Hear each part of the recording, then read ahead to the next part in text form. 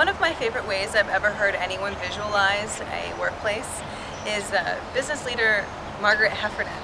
So listen to how she took a study about chickens and made it frighteningly representative of a lot of workplaces.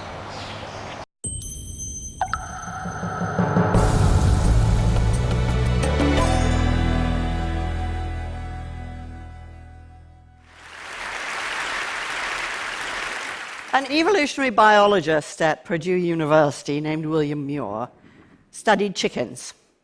He was interested in productivity. I think it's something that concerns all of us. But it's easy to measure in chickens because you just count the eggs. He wanted to know what could make his chickens more productive, so he devised a beautiful experiment. Chickens live in groups, so first of all he selected just an average flock, and he let it alone for 6 generations. But then he created a second group of the individually most productive chickens. You could call them super chickens. And he put them together in a super flock. And each generation he selected only the most productive for breeding. After 6 generations had passed, what did he find? Well, the first group, the average group, was doing just fine. They were all plump and fully feathered, and egg production had increased dramatically. What about the second group? Well, all but 3 were dead. They'd pecked the rest to death. The individually productive chickens had only achieved their success by suppressing the productivity of the rest.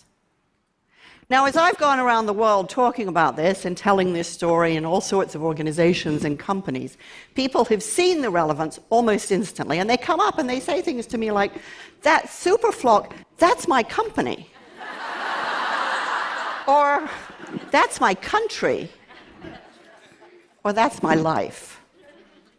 All my life I've been told that the way we have to get ahead is to compete. Get into the right school, get into the right job, get to the top.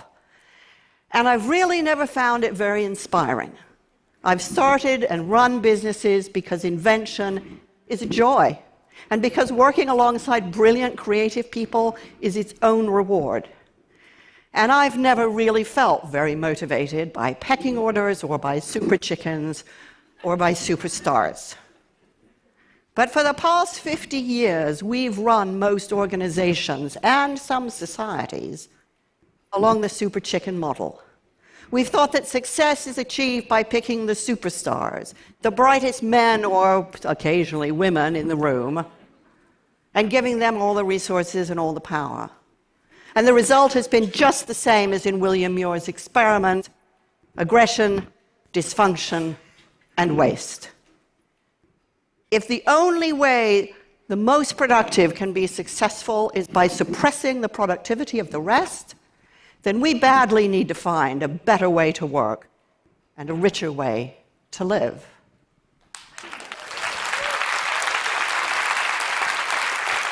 So what is it that makes some groups obviously more successful and more productive than others? Well, that's the question a team at MIT took to research. They brought in hundreds of volunteers, they put them into groups, and they gave them very hard problems to solve. And what happened was exactly what you'd expect, that some groups were very much more successful than others. But what was really interesting was that the high-achieving groups were not those where they had 1 or 2 people with spectacularly high IQ. Nor were the most successful groups the ones that had the highest aggregate IQ. Instead, they had 3 characteristics, the really successful teams. First of all, they showed high degrees of social sensitivity to each other. This is measured by something called the reading the mind in the eye test. It's broadly considered a test for empathy, and the groups that scored highly on this did better. Secondly, the successful groups gave roughly equal time to each other, so that no one voice dominated, but neither were there any passengers. And thirdly, the more successful groups had more women in them. Now, was this because women typically score more highly on the reading the mind in the eye test, so you're getting a doubling down on the empathy quotient? Or was it because they brought a more diverse perspective? We don't really know. But the striking thing about this experiment is that it showed what we know, which is some groups do better than others. But what's key to that is their social connectedness to each other. So how does this play out in the real world? Well, it means that what happens between people really counts. Because in groups that are highly attuned and sensitive to each other, ideas can flow and grow, people don't get stuck, they don't waste energy down dead ends. An example. Arup is one of the world's most successful engineering firms, and it was commissioned to build the Equestrian Center for the Beijing Olympics. Now, this building had to receive 2,500 really highly strung thoroughbred horses that were coming off long-haul flights, highly jet-lagged, not feeling their finest. And the problem the engineer confronted was, what quantity of waste to cater for? Now, you don't get taught this in engineering school, and it's not really the kind of thing you want to get wrong. So he could have spent months talking to vets, doing the research, tweaking the spreadsheet. Instead, he asked for help, and he found someone who had designed the Jockey Club in New York. The problem was solved in less than a day. Arup believes that the culture of helpfulness is central to their success. Now, helpfulness sounds really anemic, but it's absolutely core to successful teams, and it routinely outperforms individual intelligence. Helpfulness means I don't have to know everything, I just have to work among people who are good at getting and giving help. At SAP, they reckon that you can answer any question in 17 minutes. But there isn't a single high-tech company I've worked with that imagines for a moment that this is a technology issue. Because what drives helpfulness is people getting to know each other. Now that sounds so obvious, and we think it'll just happen normally, but it doesn't. When I was running my first software company, I realized that we were getting stuck. There was a lot of friction, but not much else. And I gradually realized that the brilliant creative people that I'd hired didn't know each other. They were so focused on their own individual work, they didn't even know who they were sitting next to. And it was only when I insisted that we stop working and invest time in getting to know each other that we achieved real momentum. Now, that was 20 years ago, and now I visit companies that have banned coffee cups at desks because they want people to hang out around the coffee machines and talk to each other. The Swedes even have a special term for this. They call it fika, which means more than a coffee break, it means collective restoration. At IDEX, a company up in Maine, they've created vegetable gardens on campus so that people from different parts of the business can work together and get to know the whole business that way. Have they all gone mad? Quite the opposite. They figured out that when the going gets tough, and it always will get tough if you're doing breakthrough work that really matters, what people need is social support, and they need to know who to ask for help. Companies don't have ideas. Only people do. And what motivates people are the bonds and loyalty and trust they develop between each other. What matters is the mortar, not just the bricks. Now, when you put all of this together, what you get is something called social capital. Social capital is the reliance and interdependency that builds trust. The term comes from sociologists who were studying communities that prove particularly resilient in times of stress. Social capital is what gives companies momentum, and social capital is what makes companies robust. What does this mean in practical terms? It means that time is everything, because social capital compounds with time. So teams that work together longer get better, because it takes time to develop the trust you need for real candor and openness. And time is what builds value.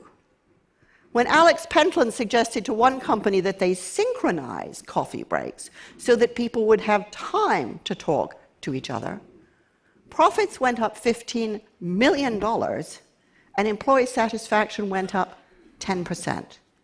Not a bad return on social capital, which compounds even as you spend it.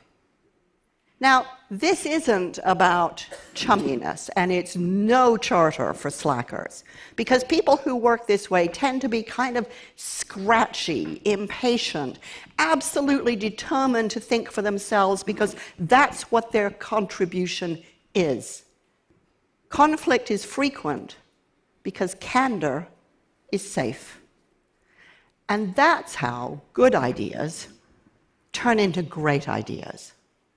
Because no idea is born fully formed. It emerges a little bit as a child is born, kind of messy and confused, but full of possibilities. And it's only through the generous contribution, faith, and challenge that they achieve their potential. And that's what social capital supports. Now, we aren't really used to talking about this, about talent, about creativity in this way. We're used to talking about stars. So I started to wonder, well, if we start working this way, does that mean no more stars? So I went and I sat in on the auditions at the Royal Academy of Dramatic Art in London, and what I saw there really surprised me, because the teachers weren't looking for individual pyrotechnics. They were looking for what happened between the students, because that's where the drama is.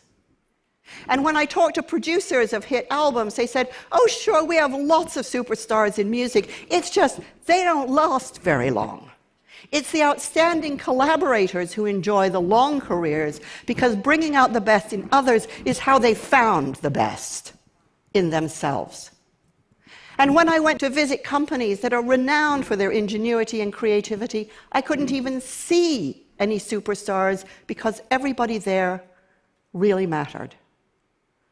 And when I reflected on my own career and the extraordinary people I've had the privilege to work with, I realized how much more we could give each other if we just stopped trying to be super chickens.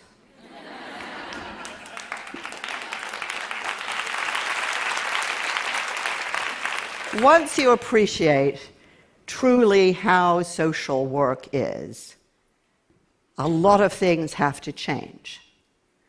Management by talent contest has routinely pitted employees against each other.